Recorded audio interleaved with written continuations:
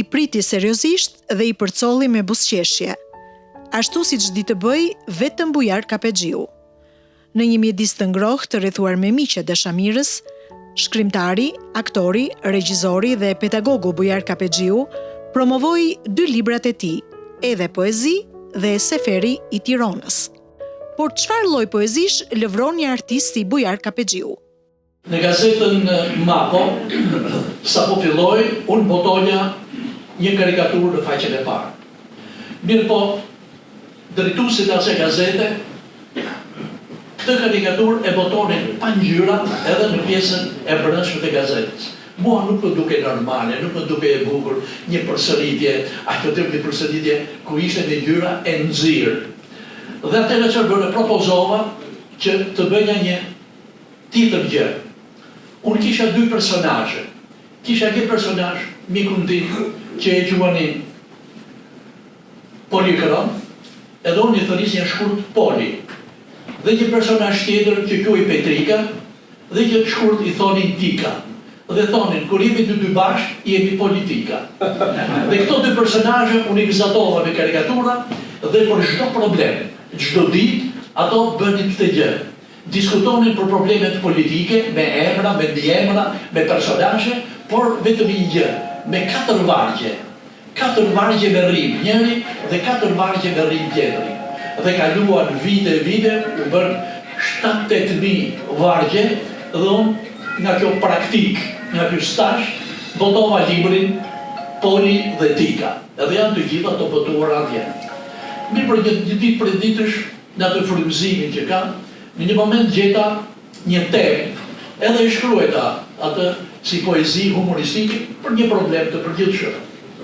Pastaj shkruajta një të dytë dhe një të tretë, dhe kështu me radhë arritën që u bën gati mbi 300 e sa poezi me tema të ndryshme nga familja, nga shoqëria, nga jeta, nga politika, nga parlamenti, në gjithë këtë gamë të gjërë, arritën të botojnë dhe librin edhe poezi. Dhe dikush më tha, pse ke shkruar edhe poezi, me që brenda ka dhe karikatura, ilustrime. Jo, thash, me që ju i dini që ja marrë me këtë, tash i shkruajta edhe poezi. Kjo është pra e gjitha. Studentë e Akademisë Arteve përcollën ngrohtësisht bashkë me autorin vargje nga ky libër.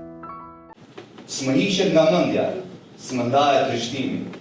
Përsuni mbi teatrin nuk ka vend ngushëllimi.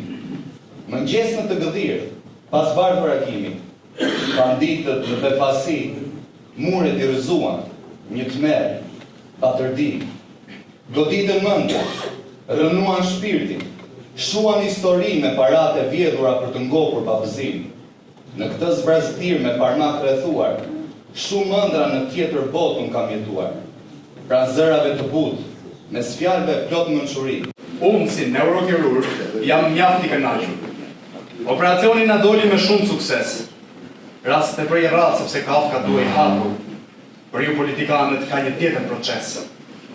Truri i mbushur me cirkonvolucione, ose me shumë rrugë, thonë në thjesht, pastrimi tërësor nuk pati komplikacione, si përfaqja juaj fatmirësisht që e shesht. Ky rast unik më futi thellë në mendime me që Kafka juaj mbeti bosh, i hoqën tërësisht gënjeshtrat dhe mashtrimet. Tani mandatin e deputetit mund ta kërkosh.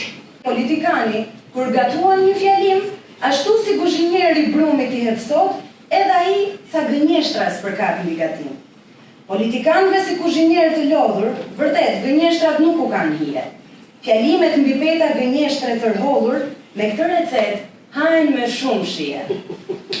Në qoshe të rrugës aty në një penë, një tuf me qenë mbledhur kokë më kokë, duken sikur bisedojnë për një temë, përse kanë mbetur rrugëve fare të rokë.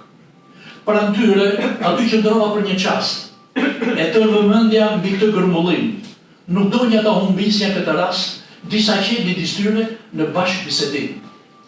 Të budë dilin zërat deri në pëshpërim, disa ngrinin putrat larë si votim, papritur dëgjohet në një hungërim, të tjerë në vizin bishtat si kundërshtim. Po më çuditës se fort kjo pamje e rrallë, tamam si njerëz kafshët bisedojnë në tokë, nuk isha lexuar kurrë në si përrall që të shkëmbej mendime si miqe shok. Thonë se kohë të çuditshme po kalojnë. Njerëzit dhe kafshët nuk janë më si më parë. Rreth e rrotull kudo bashkëtojnë, tipare dhe zakone nga njëri tjetër kemi marrë. Po e them dhe unë si dikur një mik. Më vjen keq, por dot nuk e fshem. Ndoshta nuk po dukem edhe pak, do dukem pak si cinik, por sot qeni bisedon e politikanit dek. Buzët bien për mbi buzë. Prek këtë e prek atë, vend pa prekur nuk po lë. Përsëri ndjej ftohtësi, to dhe fjalë kjo dashuri. Në një vend me demokraci, liria e fjalës nuk ka kufi. Flet një grua apo një burr, mendimi i lirë nuk ka censur. Për çdo gjë në këtë botë, kufirit e thana populli thot. Çfarë të duash, mendo e thuaj. Vetëm shumë mos e kruaj.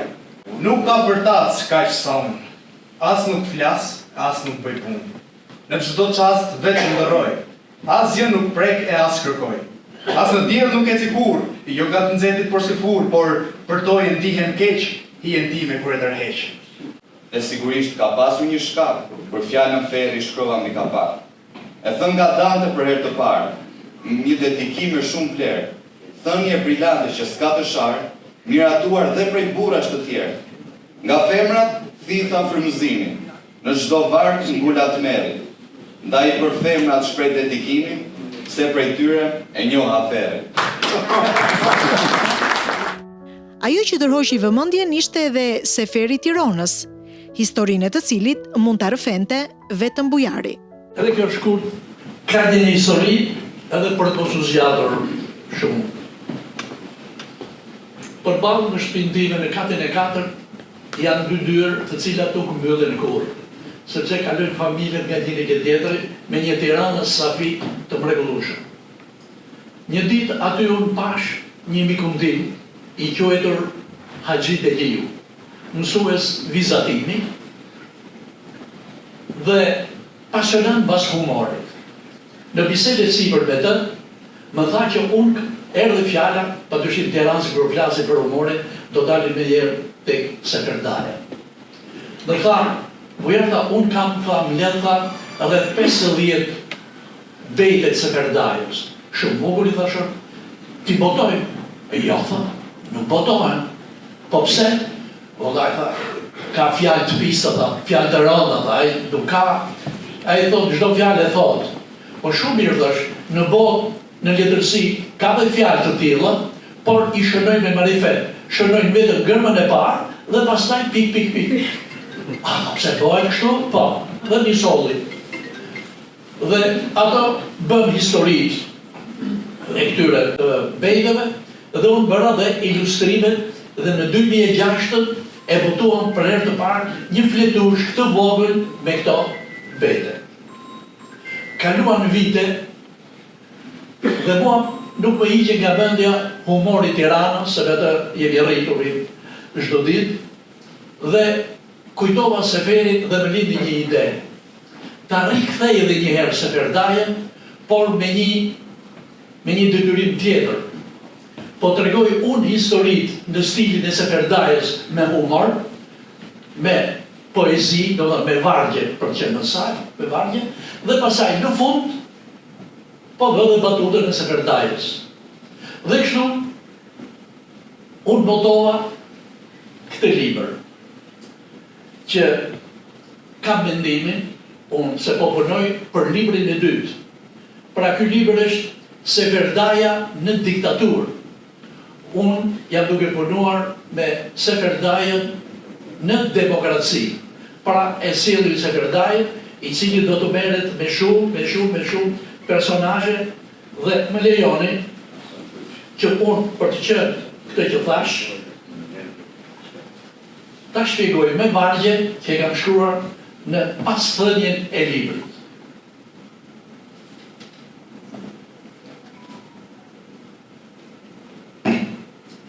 Lexues i dashur, përshëndetje dhe falënderim. Jam i kënaqur nëse deri këtu arritët me lexim. Edhe po të jetë ndryshe, e hapët për kuriozitet, unë kam ndjesin si krijues ta them një të vërtet. Se Verdaje, këtë personazh popullor dhe simpatik, tipik Tiranës me shpirt fisnik, me dhundi për artin komik, do ta ndjek nga pas kudo me pasion dhe dashuri. Nga diktatura e mrapsht dhe sot në këtë gjoja demokraci.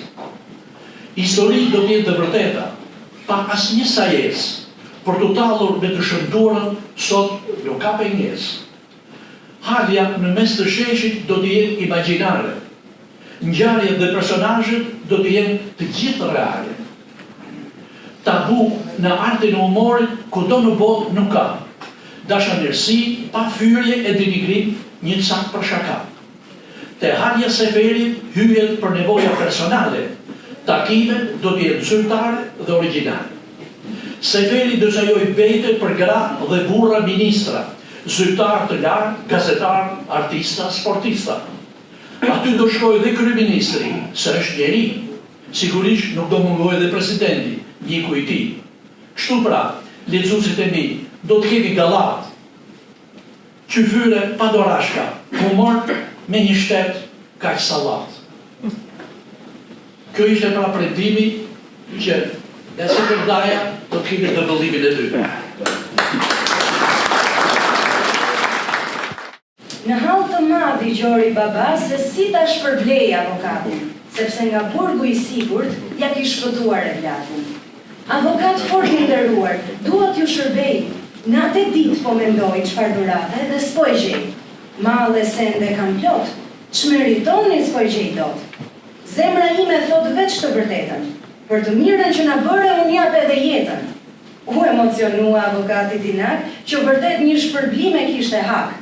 Të besoj klienti mirë, për një dhuratë si fisnik ke dëshirë. Historikisht, lloji i shpërblimit dilem ka qenë qysh në lashtësi, por shpejt u gjet Silja, shpëtuam nga belaja. Ditë lumtur kur u shpik paraja. Rreth sëmundjes 2-3 fjalë, shërimi do të vijë dal nga dal. Sëmundje e rënd, por ka shërim. Nëse do i bëhet çdo shërbim, mos u merakos, as mos e thuaj, as pak me rrezik për moshën tuaj. Këto medikamente si grupi tërë kanë një kombinim të përbërë, që efekti ansorte jeti pak duhet domosdo mosha e saktë. Mosha për femrat krijon siklete, po këtu fjala është për medikamente. Unë për moshën nuk kam siklet fare, e them let dhe ashiqare. Më falni, doktor, ju kërkoj ndjes. Për recetën kam një kërkesë. Mosha ime është 25, por që ju të jeni i qetë, ilaçe më jepni për 40. Gruaja burri e ka si pronë.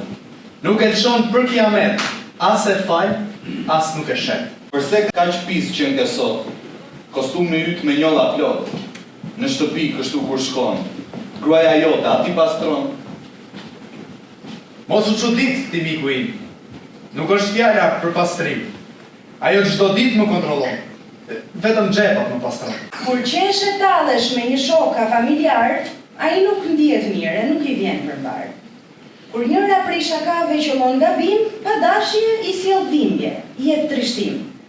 Prandaj ti që tallesh vend e pa vend, kujdes me shaka dhe mos shit mend.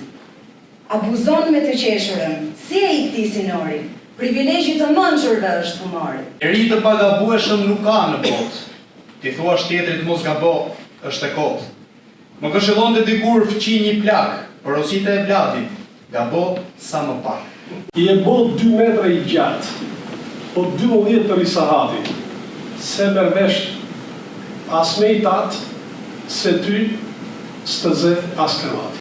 Po çdo të thot për një aktor dhe regjisor si Bujar Kapexhiu të sprovoj veten duke lëvruar poezi me nota satirike. Çfarë i ka mbetur Tiranës nga e shkuara që mund t'i shërbejë të ardhmes?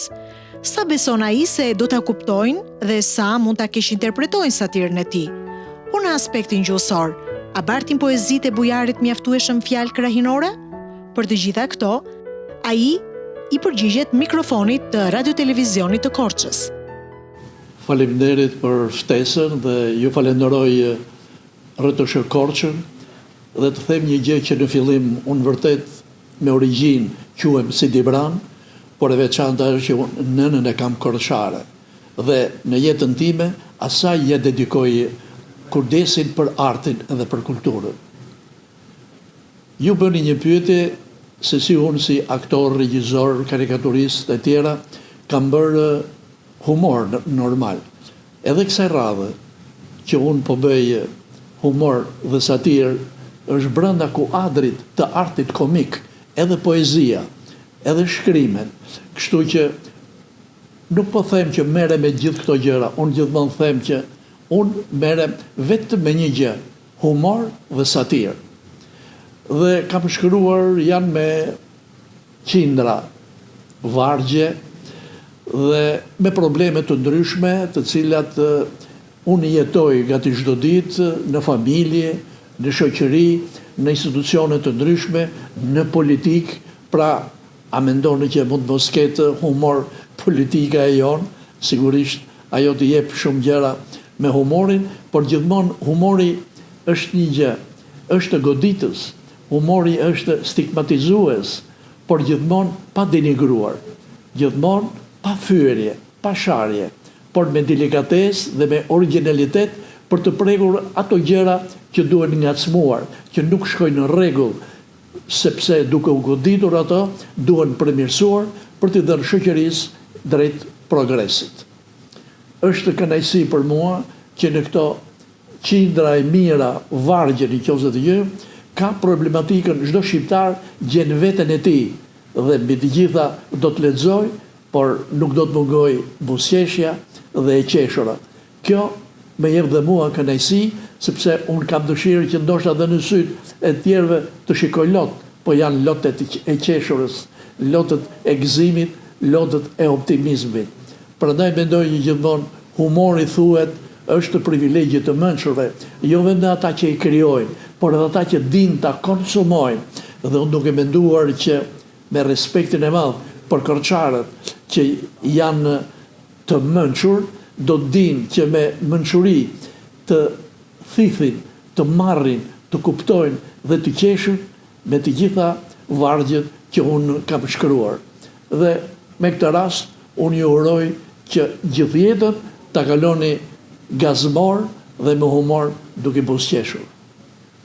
Seferi Tiranës është një personazh shumë origjinal, i njohur nga të gjithë tiranasit. Ai ishte njeri pa shkollë, njeri tepër i varfër, e kupton, me një punë të rëndom që bënte, por ai ishte genialitet. Ai kishte një aftësi të jashtëzakonshme. Aty për aty, brenda të 10 sekondit, krijonte 4 vargje, pra bënte një poezi me rim. Për çdo gjë, mjafton të shikonte një njeri edhe ai i bënte karakteristikat me 4 vargje. E në qoftë se dikush e ngacmonte, ai prap ngacmimin e tij e merrte si goditje dhe i kthente të njëjtë përgjigje, por këtë rast me 4 vargje. Pra 4 vargjet e tij me rim ishin jashtëzakonisht të bukura dhe çdo ditë ai krijonte, çdo ditë ai ishte në kontakt me njerëzit të cilët e admironin, që e ngacmonin, vetëm që ai të nxirrte ato bejtet e famshme, perlat e tij, dhe ato kalonin dorë, gojë në gojë, kalonin në përgojët e njerëzve të tirancëve, që sot edhe kësaj dite, në përgjithësi tirancët që janë mbi 60 vjeç, i dinë fare mirë bëmat dhe bejtet e bukura të Seferdajës. Akoma sot neve qeshim me to. Dhe unë e mora këtë personazh për të trajtuar humorin tim. Dhe libri është me humor dhe për bejtet e Seferit në diktaturë. Por unë tani jam në përfundim të librit Seferi në demokraci. Dhe e kam marrë Seferin, e kam kthyer dhe me bejtet e tij ai do të flasi për njerëzit, për shoqërinë, do të flasi për familjen, do të flasi për njerëz të veçantë të njohur dhe padyshim edhe për politikën, nga i pari deri tek i fundit. Kënaqësia ime do të ishte që ta lexonin, ta shijonin humorin dhe satirën që bëj unë. Por nëse ndokush do të ketë dhe ndonjë keq kuptim, edhe kjo mund të jetë interesante, se do të më japi mua mundësi që unë të korrigjohem në këtë drejtim, që dhe humori im të jetë sa më etik, të jetë sa më i bukur, pa sharje, pa fyrje dhe pa denigrime. Dhe unë jam përpjekur që ta bëj si të tillë, por natyrisht nga i mëllëfi artistik, ndoshta nga njerë nga i zëmrimi dhe revolta, edhe mund të shpërthejnë fjalë të cilat do të jenë pak të rënda. Natyrisht nuk do të jenë të nivelit të Seferdajës, se Seferdaja ishte tepër i ashpër, tepër goditës, dhe një gjë tjetër, për Seferdajën nuk kishte asnjë fjalë tabu. Ai i ka përdorur të gjitha fjalët që janë në fjalor. Miqtë e Bujar Kapexhiut janë të shumt, të gjithë kanë diçka për të ndarë.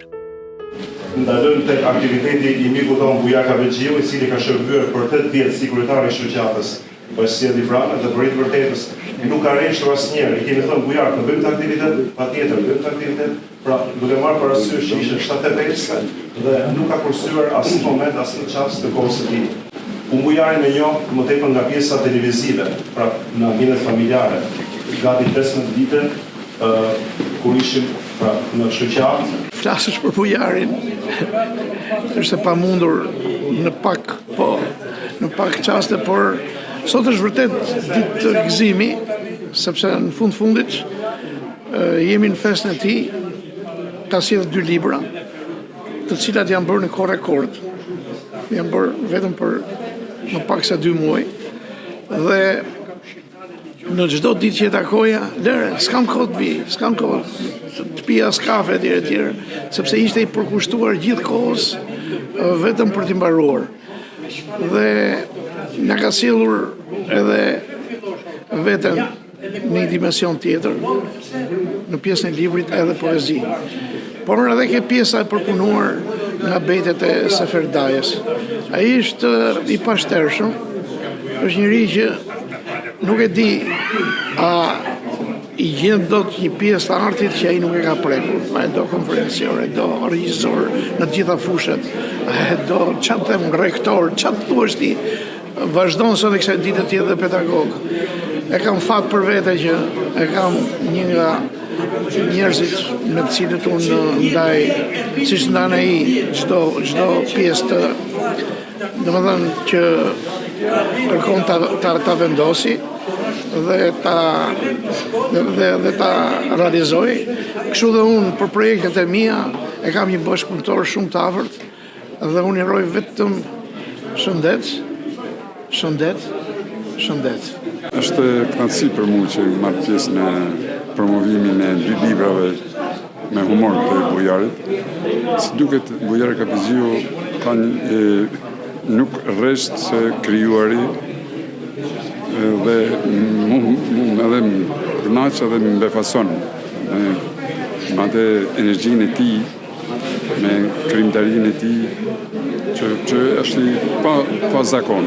Për mua është i jashtëzakonshëm. Bujari njihet si karikaturist, si regjisor filmash me sa komedi brillante dhe me shumë shfaqje skenike. Dhe të shfundit tash edhe në fushën e letërsisë humoristike. Jam shumë i kënaqur dhe uroj Bujarit 170 vjeç. Bujar Kapexhiu, një miku i të gjithëve, gjithmonë i mençur, i ditur, gjithmonë domethënë më jep energji pozitive mua dhe të gjithë të pranishme në atë që siç e pam sot në prezantimin e 2 librave të tij, një njeri i mrekullueshëm, me humor, dhe urojmë që ta kemi gjatë Bujarin, të kalojmë mbi 100 vite dhe krijimtaria e tij mos të shtert asnjëherë.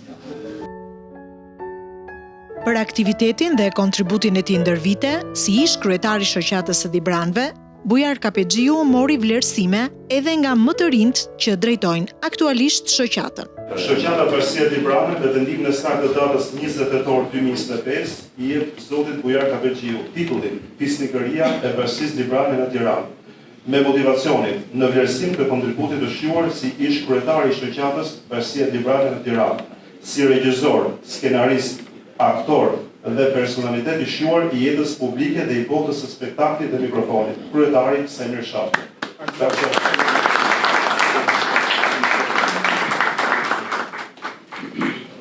Faleminderit për këtë vlerësim. Është kënaqësi që e marr në këtë mjedis të miqve, të shokëve të mi dhe dhe të shoqeve të mia. Dhe është kënaqësi sepse është një vlerësim për punën që unë kam bërë dhe që për punën që akoma do të vazhdoj të bëj. Faleminderit. Dhe një autografeve nga Bujar Kapexhiu për ata që do të shijojnë poezitë dhe bejtet e Seferit të Tiranës, mbylli këtë aktivitet.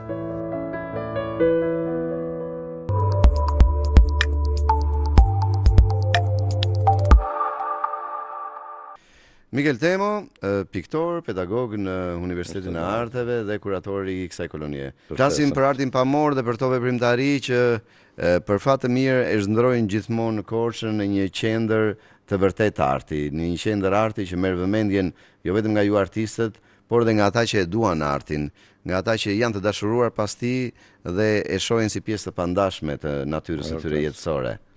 Flasim pak si lindi ideja për krijimin e kësaj kolonie, për realizimin e kësaj kolonie që vjen edicioni e parë dhe i bashkohet të ditëve të Mios, duke qenë se ditët e Mios tashmë prej 15 vitesh, 15 edicione që organizohet vit pas viti në qytetin e Korçës. Ashtu si që thotë edhe ju më parë, ditët e Mios kanë një karrierë 15 vjeçare këtu në qytetin e Korçës. Dhe unë vetë jam korçar, pavarësisht se jetoj në Tiranë, dhe njëkohësisht jam dhe kuratori i galerisë Guri Madhi, që u hap këto kohë në qytetin e Korçës. Që ka ardhur e rideuar, e modernizuar. Po, mbas 10 vjetësh mbyllje, domethënë për të parë mbas asaj periudhe mbyllje u hap në. Dhe duke patur këtë aktivitet, si të thuash, me qytetin e Korçës, thash mendova që të organizoj një koloni tjetër, po që është disi e veçantë në krahasim me Ditë e Mios. Me Ditë e Mios. Si një frym tjetër, për vetë atë që përmban vetë dhe artistët që përfshihen. Po, artistët janë nga Ballkani Perëndimor, sepse kolonia jonë titullohet Western Balkans Colony of Visual Artists Korça 2025. Po e them në anglisht sepse na dëgjojnë edhe të ftuarit tanë, besoj. Dhe por qëllimi i krijimit kësaj kolonie ishte më tepër për të sjellë një mesazh të bashkëpunimit rajonal dhe të fqinjësisë së mirë. Pra jo vetëm art, po dhe frymë bashkëpunimit dhe harmonie. Neve me vendet e Ballkanit Perëndimor, po thuajse ndajmë të njëjtat histori, kemi një bashkëtesë tepër të gjatë të shtresëzuar, si nga ana sociale, kulturale dhe politike. Dhe mendoj që arti është një nga mënyrat më të mira për t'i afruar njerëzit. Ashtu si muzika, festivalet që në Korçë janë të shumta, Bashkia e Korçë organizon aktivitete të tilla shumë llojshme. Madje jo vetëm rajonale, po edhe banda, po. Ishte festivali ndërkombëtar i bandave frymore, një festival shumë i veçantë që edhe ai solli atë frymën rajonale. Pikërisht. Duke u nisur nga gjitha këto, dhe unë mendova që artistët e këtij edicioni të jenë nga Ballkani Perëndimor, meqense artistët e ditët e Mios janë ndërkombëtar, ka artistë dhe vende të tjera më larg, nga Evropa dhe më larg. Dhe kështu mendova që t'i organizojmë të dyja kolonit në të njëjtën kohë, që ne t'i bashkohemi kolonisë ditëve të Mios, për të sjellë pikërisht këtë frymën e bashkëpunimit. Duke bashkëpunuar dy koloni dhe artistë nga vende të ndryshme, ne japim dhe mesazhin e bashkëpunimit rajonal, të paqes në rajon. Ndërkohë që kemi edhe pamjet nga ceremonia e hapjes, një ceremoni e dyfishtë që vlen dhe për koloninë ndërkombëtare të Mios, por edhe për koloninë tuaj, është një ceremoni që është zhvilluar pikërisht në shtëpinë muze të emrit që mban edhe kolonia ndërkombëtare e Vangjush Mio, një emër shumë i njohur i artit pamor, një peizazhist që mbetet ndër më të veçantët, jo vetëm për Korçën, por edhe për artin shqiptar, besoj. Është një emër që tashmë njihet gjithandej dhe ka lënë një trashëgimi vërtet shumë të pasur me artin e tij. Si ishte kjo ceremonia hapjes?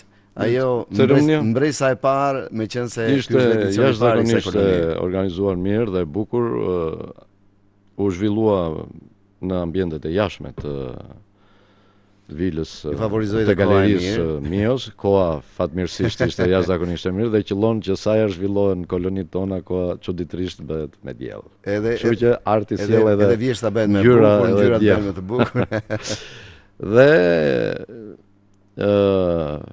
patëm muzikë, patëm tavolina ku njerëzit biseduan urimet e mirëseardhjes. Urimet e mirëseardhjes i bëm të dyja palët, si ditët e Mios ashtu dhe ne së bashku.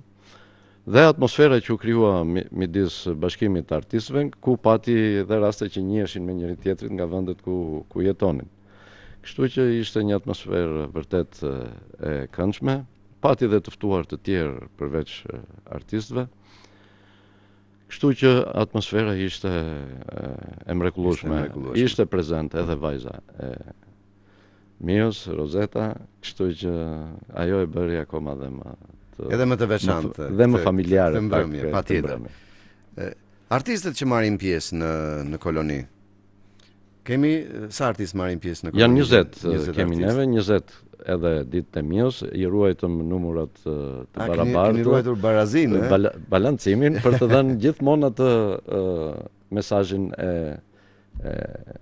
bashkëpunimit midis artistëve. Dhe të balancës midis grupeve që do më thënë çdo detaj është i rëndësishëm kur krijon një bashkëpunim të tillë.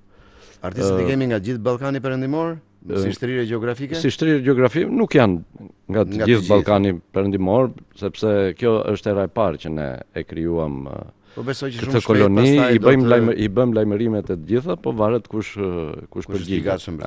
Ndoshta duan të shohin këtë herën e parë se si do të zhvillohet për të parë edhe ata veten pastaj të përfshirë në vazhdimsi. Dhe kjo do të shpresojmë që të jemi të përvitshëm prezent në...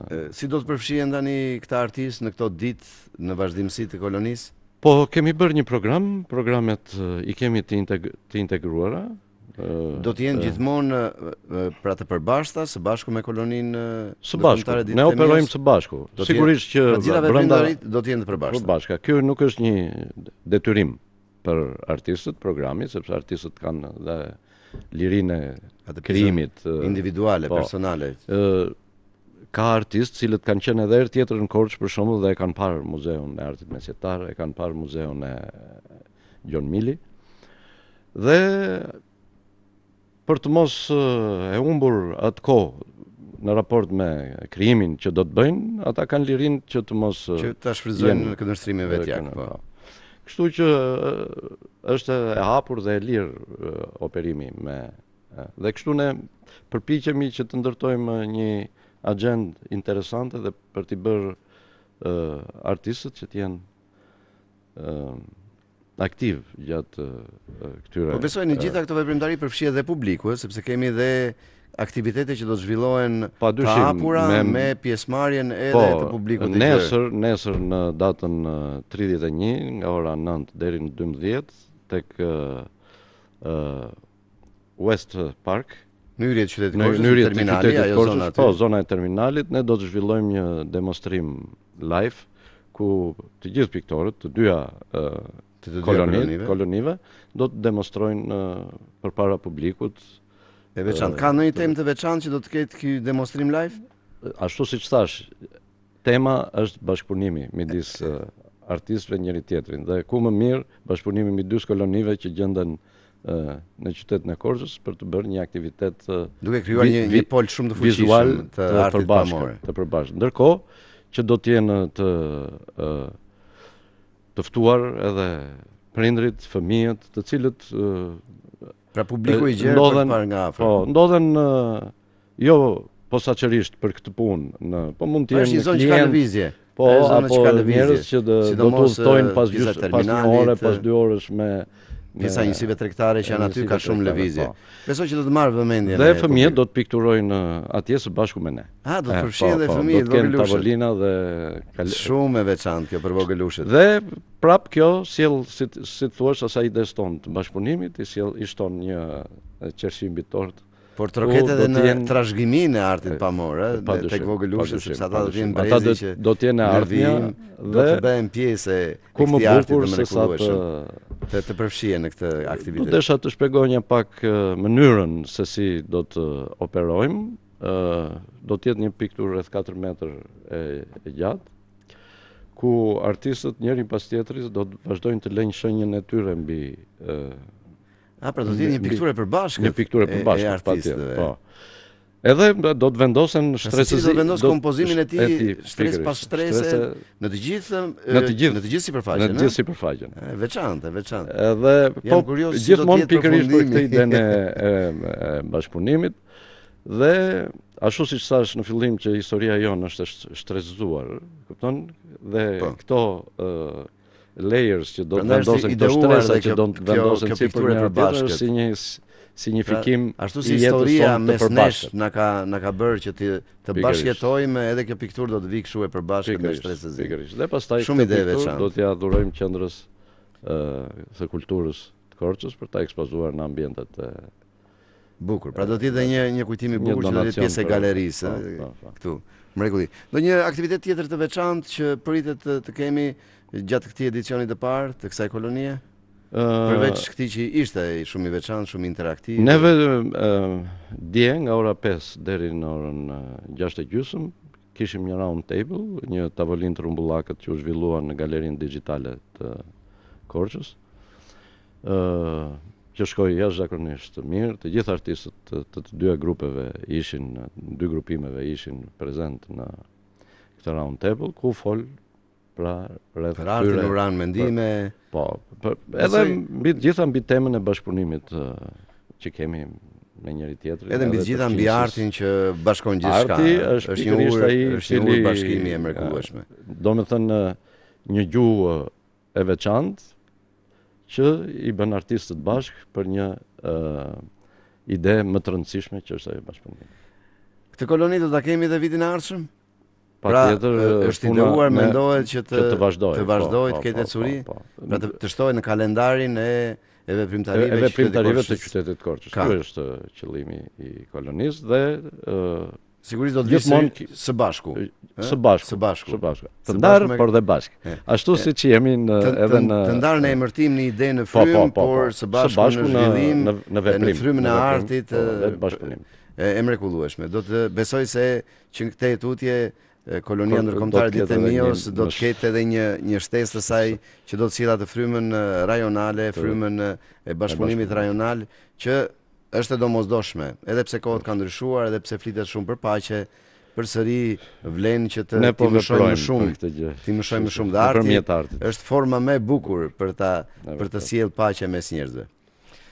Miguel, të falenderoj për praninë tënde në Thuaj Mirëmëngjes, ju uroj shumë suksese në ditët e kolonisë, edhe të falenderojmë edhe për idenë që na solli në qytetin e Korçës duke bashkuar kësaj kolonie. Miru pafshim nesër në live painting. Patjetër. Do të jetë një veprimtari shumë e bukur, ju që jeni shoqërinë e Thuaj Mirëmëngjesit do të keni diçka shumë të veçantë nesër nga ora 9 deri në orën 12 në hyrjet e qytetit të Korçës, pra tek zona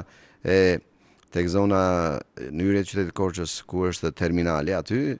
Të gjithë që do të kaloni do të shihni një ambient shumë të veçantë, kështu që bashkohuni, në veçantë nëse keni vogelushët për dore, mund t'i bëni pjesë të kësaj veprimtarie shumë të veçantë që është pjesë e kolonisë Artistët Vizual të Ballkanit Perëndimor 2025 që për herë të parë zhvillohet në qytetin e Korçës dhe është bashkuar kolonisë ndërkombëtare Ditë e Mios. Mbyll bisedën në studio, falenderoj edhe në emrin tuaj Mikel Temon, një piktor, pedagog në Universitetin e Arteve, por e ishte i ftuar në studio si kurator i kësaj kolonie që do të jetë së bashku në të gjitha këto ditë me artistët që na kanë urdhëruar te nga anët tona për të sjellë një frymë të mrekullueshme të artit pamor.